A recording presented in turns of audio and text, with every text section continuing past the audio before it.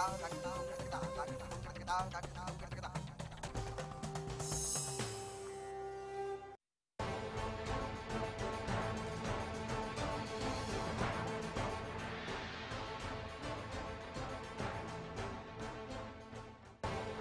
आपके साथ प्रतिमा दत्ता और आप देख रहे हैं हरियाणा न्यूज में। स्वागत है आप सभी का स्पेशल रिपोर्ट में। 11 बजे की स्पेशल रिपोर्ट में आज हम बात करेंगे प्रदेश की स्वास्थ्य व्यवस्था की हकीकत के बारे में।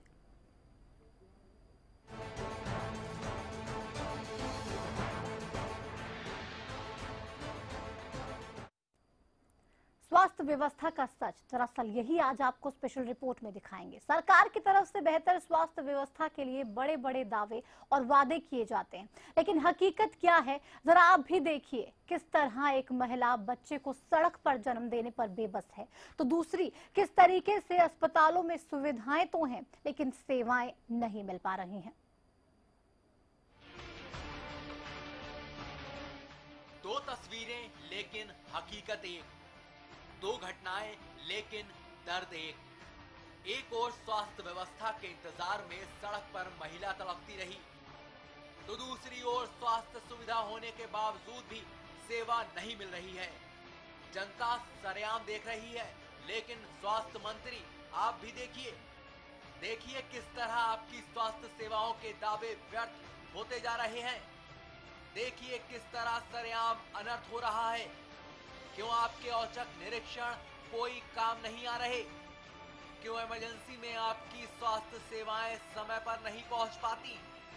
तो दूसरी ओर क्यों अस्पताल में मशीनें होने के बावजूद भी उनकी सेवाएं मरीजों को नहीं मिल पा रही?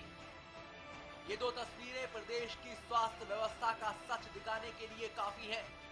रोहतक में 3 घंटे तक दर्द से चीखती महिला की डिलीवरी आखिरकार बीच सड़क पर हुई, क्योंकि समय पर एम्बुलेंस नहीं पहुंच पाई थी। जैसे घूम रही होती है, उसको अचानक से डिलीवरी पेन हुई और उसका बच्चा भी यहीं पे ही हुआ। और हमने काफ़ी बार एम्बुलेंस को फ़ोन किया, लेकिन वो अभी थोड़ी देर में करते करते हमें 2-3 घंटे सिर्फ हम यही सुनते रहे हैं। ये सरकार का जो भी प्रशासन है बिल्कुल ढीला है। 102 नंबर पे, 100 नंबर पे, इवन लेडीज वाले भी मिला है, 10-51 नंबर है उसका, उससे ही मिला है, बट कोई रिस्पॉन्स नहीं सर। तो दूसरी तस्वीर नरवाना की है, जहां रेडियोलॉजिस्ट डॉक्टर के अभाव में मशीनें धूल फाक रही हैं। जबकि चौंकाने वाली बात तो ये है कि ये 60 गांव की 2.5 लाख की आबादी पर केवल एकमात्र अस्पताल है, जिसका हाल आप देख सकते हैं। जरा आप भी सुनिए किस तरह पहले से बीमार मरीज को इलाज के लिए दर की ठोकरें खानी पड़ रही हैं। यहाँ पे जैसे लाखों रुपए लगा के मशीनें उपलब्ध करवाई गई है, लेकिन उन पे डॉक्टर नहीं है। मेरे पेट में दर्द था, लाखों रुपए खर्च करके यहाँ पर मशीन लाएगी, फिर फायदा क्या हुआ उस चीज़ का जब डॉक्टर ही नहीं है यहाँ पर। रेडियोलॉजिस्ट होते हैं यही अल्ट्रासाउंड कर सकते हैं, या सोनोलॉजिस्ट हैं वो अल्ट्रासाउंड कर सकते हैं। तो अभी भी हमारे यहाँ कोई नहीं है नरवाना में। प्रदेश की स्वास्थ्य व्यवस्था से पर्दा उठाती ये कोई पहली तस्वीर नहीं है। 27 सितंबर 2015 गोहाना में एम्बुलेंस में हुई महिला की डिलीवरी। 13 अक्टूबर पानीपत में अस्पताल परिसर में हुई डिलीवरी। 4 अक्टूबर 2015 कलायत में स्वास्थ्य सुविधा के अभाव में लोगों ने किया प्रदर्शन। ये आंकड़े प्रदेश की स्वास्थ्य व्यवस्था का सच बताने के लिए काफी हैं। ऐसे में सवाल ये उठता है कि आखिरकार कब बीमार पड़ी स्वास्थ्य व्यवस्थाओं को ऑक्सीजन मिलेगा? कब तक प्रदेश की जनता को ऐसे ही दर भटकना पड़ेगा? क्यों सरकार के दावे लगातार फेल होते जा रहे हैं? रोहतक से हर्षवर्धन शर्मा और नरवाना से अश्वनी की रिपोर्ट, हरियाणा न्यूज के लिए। तो सरकार के दावे अक्सर फेल क्यों हो जाते हैं वो आपको दिखाया। 2 मामले, पहला रोहतक का और दूसरा नरवाना का। स्वास्थ्य विभाग की लापरवाही का ये कोई नया मामला नहीं है। फहरिस्त स्वास्थ्य विभाग की लापरवाही की काफी लंबी है और उस फहरिस्त में अब ये 2 मामले जुड़ गए हैं जो वाकई में दुर्भाग्यपूर्ण है। लेकिन सवाल इस सब के बीच यही उठ रहा है कि आखिर स्वास्थ्य मंत्री लगातार प्रदेश में बेहतर स्वास्थ्य सुविधाओं के दावे करते हैं। सरकार की तरफ से स्वास्थ्य सेवाओं को बेहतर बनाने की बात अक्सर कही जाती है, लेकिन क्यों क्या वजह इसको माना जाए कि एक के बाद एक ये खोखले वादे साबित हो जाते हैं कि आखिर जनता को किसी भी तरीके से राहत नहीं दी जा रही है। रोहतक में आपने देखा किस तरीके से एक महिला को सड़क पर अपनी डिलीवरी करवानी पड़ जाती है, लेकिन एम्बुलेंस वक्त पर नहीं पहुंचती। आसपास के लोग भी लगातार फोन करते हैं, महिला हेल्पलाइन पे फोन किया जाता है, पुलिस में फोन किया जाता है, लेकिन कोई भी नहीं आता है। एम्बुलेंस वक्त पर नहीं पहुंचती, जिसकी वजह से ये दुर्भाग्यपूर्ण घटना घटती है। सड़क पर ही एक महिला को अपने बच्चे को जन्म देना पड़ता है।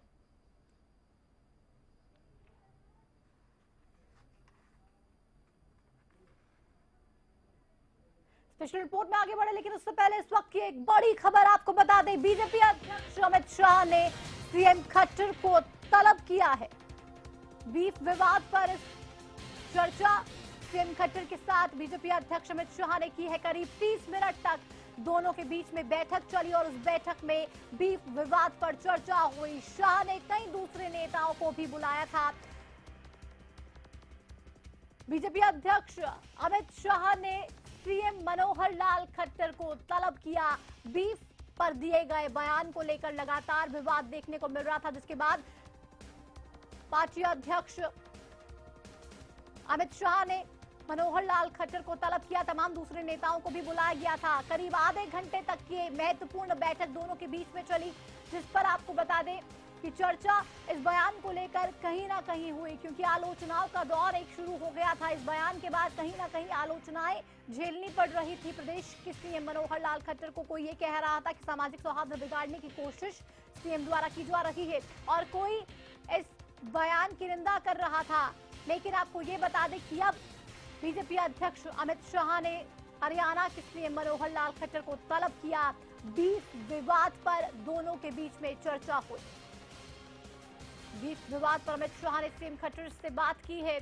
करीब 30 मिनट तक ये बैठक चली और माना जा रहा है कि इस बैठक में इसी मुद्दे पर चर्चा की गई है। अमित शाह ने कई दूसरे नेताओं को भी बुलाया है, ये भी बात निकलकर सामने आ रही है। इस वक्त की बड़ी खबर आपको लगातार बता रहे हैं, जहां बीजेपी अध्यक्ष अमित शाह ने सीएम मनोहर लाल खट्टर को तलब किया। बीफ पर दी गई टिप्पणी के बाद कहीं ना कहीं आलोचना सरकार की हो रही थी। हालांकि तमाम दूसरे संगठनों की बात करें तो कोई समर्थन कर रहा था, कोई इसके विरोध में था, लेकिन सरकार की किरकिरी काफी इस पूरे बयान के बाद हुई थी। हालांकि बाद में इस बयान को लेकर सीएम ने अपनी सफाई भी पेश की थी। ये कहा था कि किसी की भावनाओं को ठेस पहुंचाना मेरा मकसद नहीं था, मेरे बयान को गलत तरीके से पेश किया गया। लेकिन आपको बता दें कि बीफ विवाद पर अब अमित शाह ने सीएम खट्टर से करीब 30 मिनट तक बैठक की है। करीब 30 मिनट दोनों के बीच में इस महत्वपूर्ण मामले पर चर्चा की गई। इसके अलावा अमित शाह की अगर बात करें तो करीब कई दूसरे नेता ऐसे थे जिनको बुलाया गया है। सीएम को तो बुलाया ही गया बीजेपी राष्ट्रीय अध्यक्ष अमित शाह द्वारा। उनके अलावा कई दूसरे नेता भी थे जिनको अमित शाह ने बुलाया और उनके साथ बैठक की, चर्चा पूरे मामले पर थी। तो बीफ विवाद को लेकर आपको बता दें कि बीजेपी अध्यक्ष अमित शाह ने सीएम खट्टर के साथ बैठक करीब 30 मिनट तक की। सीएम खट्टर को तलब किया, उन्हें बुलाया गया और इस पूरे मामले पर सीएम खट्टर से बात की गई। चलिए अब आपको एक बार सुनाते कि आखिर वो बयान क्या था जिस बयान को लेकर इतना विवाद बढ़ा। सीएम मनोहर लाल खट्टर ने आखिर क्या कहा था, जरा सुनिए आप। मुस्लिम रहे, लेकिन इस देश में बीफ खाना छोड़ना ही होगा उनको। यहाँ की मान्यता है गौ मांसों को छोड़ के भी तो मुस्लिम रह सकते हैं ना। सीएम के बयान को आपने सुना, किस तरीके से उन्होंने ये कहा था कि जो बीफ खाते हैं उन्हें देश छोड़ना होगा, और इसी बयान के बाद बवाल लगातार बढ़ा। सियासी गलियारों में हलचल देखने को मिली, एक के बाद एक आलोचनाएं भी इस पूरे मामले को लेकर हुई। और अब आपको बता दें कि अमित शाह ने सीएम मनोहर लाल खट्टर को इस बयान के बाद तलब किया। करीब आधे घंटे तक दोनों के बीच में ये बैठक चली। बीफ पर दिए गए बयान के बाद कहीं ना कहीं पार्टी को जरूर कई आलोचनाओं का सामना करना पड़ा, लेकिन इस सब के बीच आपको बता दें कि अब अमित शाह ने तलब किया हरियाणा के सीएम मनोहर लाल खट्टर को, और इस पूरे मामले को लेकर चर्चा सीएम मनोहर लाल खट्टर के साथ की गई। इसके अलावा अमित शाह ने कई दूसरे नेताओं को भी बुलाया था, उनसे भी बात की। अनिल मोर हमारे साथ, हमारे संवाददाता फोन लाइन पर हैं। अनिल, अमित शाह ने सीएम खट्टर को तलब किया, 30 मिनट तक बैठक चली, क्या क्या डिस्कशंस इस बैठक में हुई? बिल्कुल, देखिए अगर बीजेपी आलाकमान की बात करें, बीजेपी आलाकमान की तरफ से जो बीफ विवाद को लेकर जो बीजेपी नेताओं की तरफ से जो बयान दिए जा रहे हैं, वो खासकर जो हरियाणा के मुख्यमंत्री मनोहर लाल खट्टर ने जो एक इंटरव्यू दिया था, उसके बाद से कहीं ना कहीं बीजेपी आलाकमान बिल्कुल गंभीर हो चुका है। पार्टी के आला नेताओं से विचार विमर्श करने के बाद बीजेपी के राष्ट्रीय अध्यक्ष अमित शाह ने हरियाणा के मुख्यमंत्री मनोहर लाल खट्टर को दिल्ली तलब किया और साथ ही बीजेपी के जो उत्तर प्रदेश से विधायक है संगीत सोम और जो केंद्रीय मंत्री है महेश शर्मा, उनको भी यहाँ पर बीजेपी आलाकमान की तरफ से तलब किया गया, क्योंकि लगातार जो बीफ विवाद है, बीफ विवाद एक राष्ट्रीय मुद्दा बनता जा रहा है। खास तौर पर विपक्ष की बात करें, विपक्ष को बैठे बिठाए एक बड़ा मुद्दा बीजेपी ने दे दिया और खासकर हरियाणा के मुख्यमंत्री मनोहर लाल खट्टर के बयान आने के बाद तो कांग्रेस को की बात करें या दूसरे विपक्षी दलों की बात करो, उनको कुछ ज्यादा ही बड़ा मुद्दा यहाँ पर मिलेगा। और खासतौर पर बिहार की अगर बात करें, बिहार में लगातार चुनाव चल रहा है और बिहार की अगर आबादी के हिसाब से देखें, बिहार में 17 से 18% मुस्लिम मतदाता, तो बीजेपी को कहीं ना कहीं डर लग रहा है कि जो मुस्लिम मतदाता कहीं उनसे छिटक ना जाए। तो इसी को लेकर बीजेपी आलाकमान की तरफ से हरियाणा के मुख्यमंत्री समेत इन नेताओं को दिल्ली तलब किया है। चलिए, अनिल आपको यहाँ पर रोकना चाहूंगी। हमारे साथ प्रदेश उपाध्यक्ष बीजेपी से राजीव जैन जी फोन लाइन पर जुड़ गए हैं। राजीव जी, स्वागत है आपका हरियाणा न्यूज में। जी धन्यवाद। जी राजीव जी, जिस तरीके से सीएम मनोहर लाल खट्टर द्वारा बयान दिया जाता है, बीफ के ऊपर तमाम आलोचनाओं का सामना करना पड़ता है और अब अमित शाह तलब उन्हें करते हैं, इस पूरे मामले को लेकर उनसे करीब 30 मिनट तक लंबी बातचीत करते हैं। क्या ये माना जाए कि तमाम आलोचनाओं का जो सामना किया जा रहा था, किरकिरी पार्टी की कहीं ना कहीं हुई थी, उसी को लेकर चर्चा यहाँ पे हुई?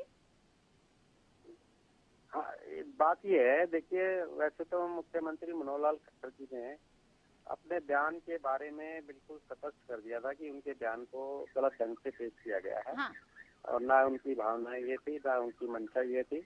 और जहाँ तक अमित शाह जी द्वारा उनको दिल्ली तलब करने या बुलाने का सवाल है, पार्टी अध्यक्ष होने के नाते मुख्यमंत्री भी जो है भारतीय जनता पार्टी के कार्यकर्ता हैं और राष्ट्रीय अध्यक्ष होने के नाते वो जो है कभी भी जो है विचार विमर्श के लिए, और बहुत से मसले हैं, केवल यही मसला नहीं है। नहीं, लेकिन राजीव जी लेकिन इस मसले से भी बचा नहीं जा सकता, क्योंकि तमाम आलोचना हुई थी, किरकिरी काफी हुई थी पार्टी की, और उसी को लेकर कहीं ना कहीं अब बचाव करने की कोशिश है, डैमेज कंट्रोल की स्थिति में मुझे लग रहा है कि अब ऐसा कुछ किया जा रहा है। देखिए, मैं आपको कहना चाहूंगा कि ये केवल अटल है कि मुख्यमंत्री ने इस काम के लिए बुलाया, इस बयान के लिए बुलाया। ये तो कहीं कोई जो है एजेंडा जारी नहीं हुआ।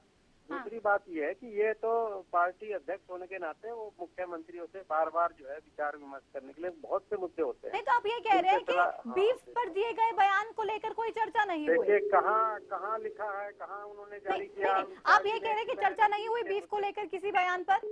देखिए, बीफ को लेकर चर्चा मुख्यमंत्री जी ने जो इंडियन एक्सप्रेस में उनका बयान छपा था, अगले दिन ही उसको स्पष्ट कर दिया। नहीं, मुख्यमंत्री ने अपने बयान को ये बताया था कि गलत तरीके से पेश किया गया, लेकिन अब अमित शाह ने तलब किया है। चर्चा क्या कुछ हुई है, मैं ये जानना चाह रही हूँ। अमित शाह जी, मैंने आपको कहा कि क्या चर्चा होगी क्या नहीं होगी ये तो अमित शाह जी जाने और मुख्यमंत्री जाने, लेकिन मैं आपको कहना चाहूंगा कि अमित शाह राष्ट्रीय अध्यक्ष है पार्टी के, वो किसी भी कार्यकर्ता को राजीव जी, आपको यहाँ रोकना चाहूंगी। हमारे साथ कांग्रेस से आलोक शर्मा जी जुड़ गए हैं। आलोक जी, स्वागत है आपका हरियाणा न्यूज पर। धन्यवाद। आलोक जी, आपसे सवाल सीधे यही पूछूंगी, क्योंकि बीफ पर जो बयान से मनोहर लाल खट्टर ने दिया, तमाम आलोचनाओं का सामना करना पड़ा, विपक्ष काफी आक्रामक हुआ और अब पार्टी अध्यक्ष अमित शाह ने उन्हें तलब किया। 30 मिनट तक लंबी मुलाकात चली और बीजेपी कह रही है कि बीफ पे बयान जो दिया था उस पर चर्चा ही नहीं हुई। देखिए, मुझे नहीं मालूम है क्या चर्चा हुई है, क्या नहीं चर्चा हुई है। ये भारतीय जनता पार्टी का अपना आंतरिक मामला है, लेकिन इतना अवश्य है कि अब बीजेपी को ये समझ आने लगा है कि जो ये ऊट पटांग बयान देते हैं, जिनका कोई औचित्य नहीं होता है समाज के अंदर, और कहीं ना कहीं केवल पोलराइजेशन को लक्ष्य मानकर इस तरह के बयान दिए जाते हैं, उन बयानों के जो तीर छोड़े गए थे भाजपा की तरफ से पिछले 2 साल में, वो तीर अब उल्टे होकर इन्हीं के ऊपर जाकर भेद रहे हैं इनको। बीजेपी को इस समझ आ गई है कि इन बयानों का उल्टा असर हो रहा है, बिहार में भी उल्टा असर हो रहा है, बिहार में बुरी तरह से हार रहे हैं ये लोग। मैं समझता हूं कि भारतीय जनता पार्टी को चाहिए कि आप विकास के एजेंडे पर आए थे, लोगों को गुमराह करके आपने जो वायदे किए थे हरियाणा के अंदर, जो केंद्र सरकार ने वायदे किए थे, उनके ऊपर कंसंट्रेट करें आप।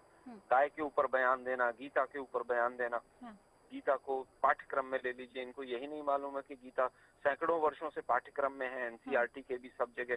केवल और केवल धार्मिक पोलराइजेशन के एंगल से जो बयान दिए जाते हैं। अगले दिन बिहार में चुनाव है, पहले दिन खट्टर साहब बयान दे रहे हैं। आज ये तमाम बयान इनके ऊपर उल्टे पड़ रहे हैं। लेकिन आलोक जी, कहीं ना कहीं ये भी चिंता पार्टी को जरूर सता रही होगी कि मुस्लिम वोट बैंक कहीं खिसक ना जाए, क्योंकि ऐसे अगर बयान दिए जाएंगे तो कहीं ना कहीं नाराजगी उनमें भी देखने को मिलेगी। देखिए, केवल मुस्लिम और या मैं धार्मिक आधार पर नहीं देखता हूँ राजनीति को। आज जो एक सहिष्णु वर्ग था, वो पूरी तरह से जो पढ़ा लिखा संभ्रांत वर्ग था, जो देश को, राष्ट्र को, संस्कृति को निर्माण में एक रास्ता देता है, वो वर्ग कहीं पूरी तरह से बीजेपी से हमें खिलाफ नजर आता है। साहित्य अकादमी अवार्ड जिस तरह से वापस हुए और जिस तरह से विभत्स टिप्पणियां भारतीय जनता पार्टी के नेताओं की तरफ से आई, ये बहुत ही शर्मनाक है।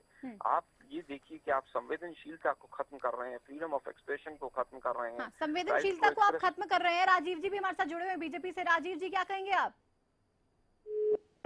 चलिए, राजीव जी ने शायद फोन काट दिया है। आलोक जी, आपके पास वापस आऊंगी, क्योंकि जब ये महत्वपूर्ण बैठक हुई, साक्षी महाराज को भी बुलाया गया, क्योंकि उन्होंने भी समर्थन किया था सीएम के बयान का। उन्होंने कहा था कि मैं पूरी तरीके से सहमत हूं। अब क्या पार्टी को ये समझ आ रहा है कि कहीं ना कहीं ऐसे बयानों से बचा जाना चाहिए और पार्टी हाईकमान ये संदेश देने की कोशिश कर रहा है कि ऐसे बयान ना दे? देखिए, मैं समझता हूँ भारतीय जनता पार्टी के शीर्ष नेतृत्व को समझ आ गया है कि जो रास्ता आपने बनाकर और लोकसभा का चुनाव लड़ा था, जिस तरह से मुजफ्फरनगर, कांठ और तमाम तरह के एक के बाद एक कांड होते चले गए, उनके पीछे किसका हाथ था किसका नहीं है, मैं उस पर टिप्पणी नहीं करना चाहूंगा। वहां पर भी कहीं ना कहीं एक फ्रेंडली मैच समाजवादी पार्टी और उनके बीच में नजर आया।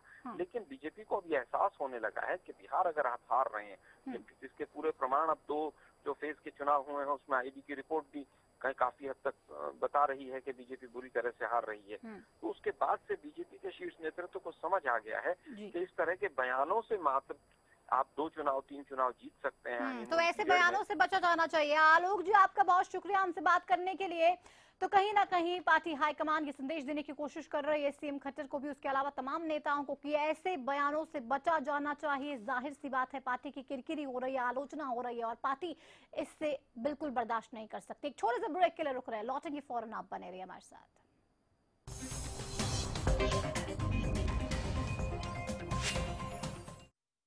क्या आपका पशु बार बार फूल दिखाता है और बार बार फिर रहा है?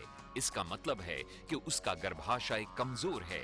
इसके लिए अपने पशु को दें गोधन आयुर्वेदिक औषधि, जिसमें है अबरक, लौह व वंग भस्म, जो दे आपके पशु के गर्भाशय को ताकत, जिससे पशु में फूल या पाछा दिखाने की समस्या दूर होती है और पशु स्वस्थ बच्चे को जन्म देता है।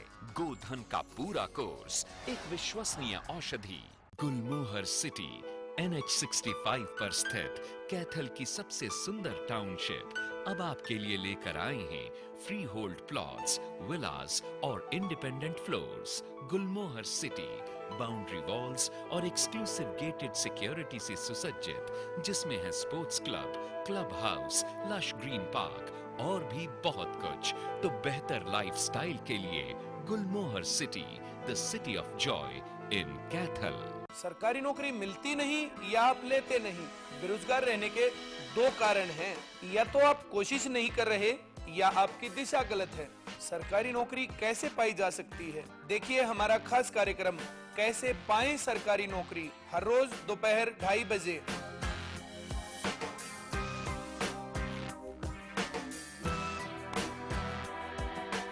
गुलमोहर सिटी NH65 पर स्थित कैथल की सबसे सुंदर टाउनशिप अब आपके लिए लेकर आए हैं फ्री होल्ड प्लॉट्स, विलास और independent floors. Gulmohar city boundary walls और एक्सक्लूसिव गेटेड सिक्योरिटी से सुसज्जित, जिसमें है sports club, club house, lush green park और भी बहुत कुछ। तो बेहतर लाइफस्टाइल के लिए Gulmohar city, the city of joy in Kaithal.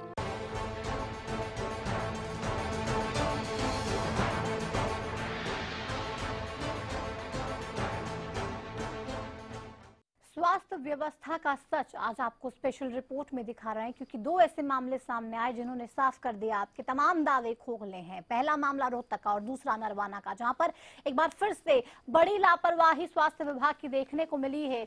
अक्सर हम देखते हैं कि अस्पतालों में सुविधाएं नहीं होती हैं। ऐसा नहीं है कि इंस्ट्रूमेंट्स नहीं है, जहां इंस्ट्रूमेंट्स होते हैं वहां पर उन्हें इस्तेमाल करने के लिए ऑपरेटर्स नहीं होते हैं, डॉक्टर्स की खामियां होती है, डॉक्टर्स नहीं होते हैं, कभी डॉक्टर्स इलाज करने में आनाकानी करते हैं, तो कभी एम्बुलेंस नहीं पहुंचते, कभी स्ट्रेचर की सुविधा नहीं होती है, कभी इलाज करने के लिए किसी भी तरीके के इंस्ट्रूमेंट्स जो होते हैं वो अस्पताल में उपलब्ध नहीं होते हैं।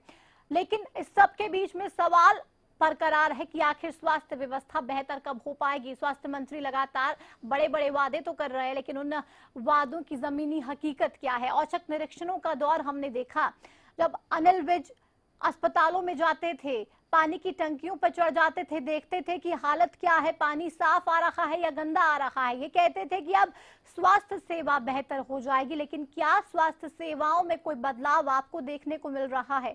ये दो मामले सामने आए, झकझोर कर रख दिया इन मामलों ने। क्योंकि अगर आप टीवी देख रहे हैं, ये रिपोर्ट देख रहे हैं, तो आपको पता चल गया होगा कि आखिर हाल इस वक्त प्रदेश की स्वास्थ्य सेवाओं का क्या है।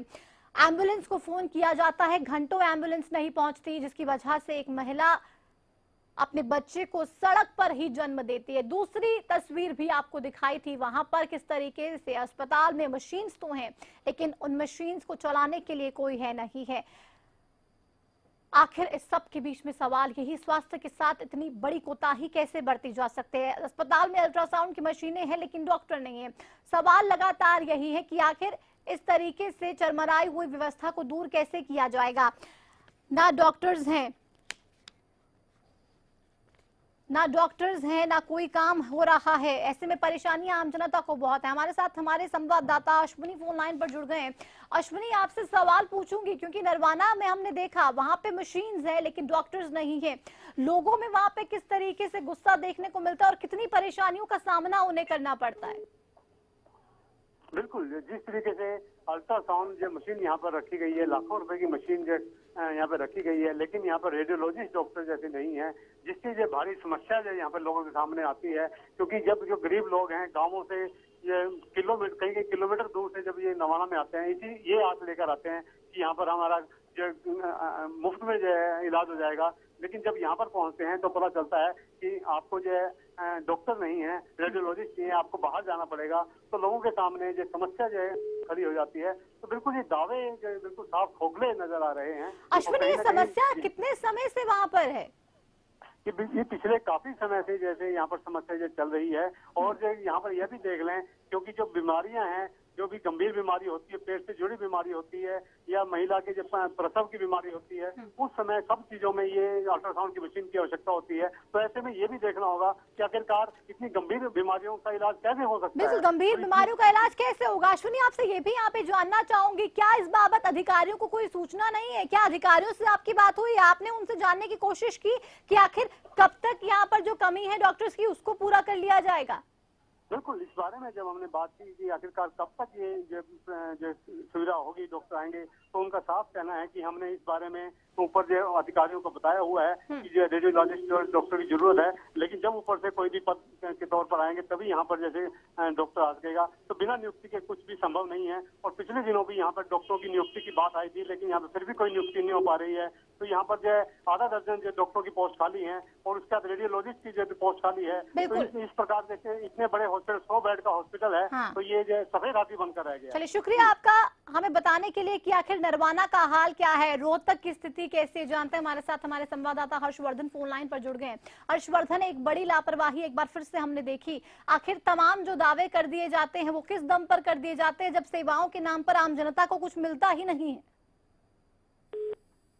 हर्षवर्धन, आप सुन पा रहे हैं?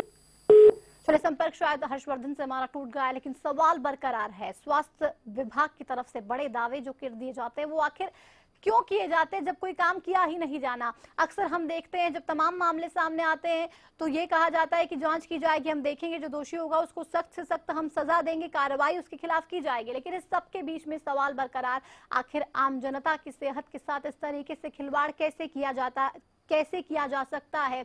बदस्तूर ये सिलसिला जारी है, थमेगा कब? बड़ा सवाल। जवाब इसका शायद टिटोलने से भी नहीं मिल पा रहा है। स्वास्थ्य मंत्री भी शायद बेबस नजर आ रहे हैं। अपने आप को गब्बर जरूर कहते हैं, लेकिन कहीं ना कहीं उसका भी असर देखने को नहीं मिल रहा है। उम्मीद इस बात की करते हैं कि बेहतर स्वास्थ्य सेवाएं हमारे प्रदेश में भी मिल सकें, क्योंकि अगर प्रदेश में बेहतर स्वास्थ्य सेवाएं नहीं मिलेंगी तो खामियाजा आपको भुगतना पड़ेगा, आम जनता को भुगतना पड़ेगा।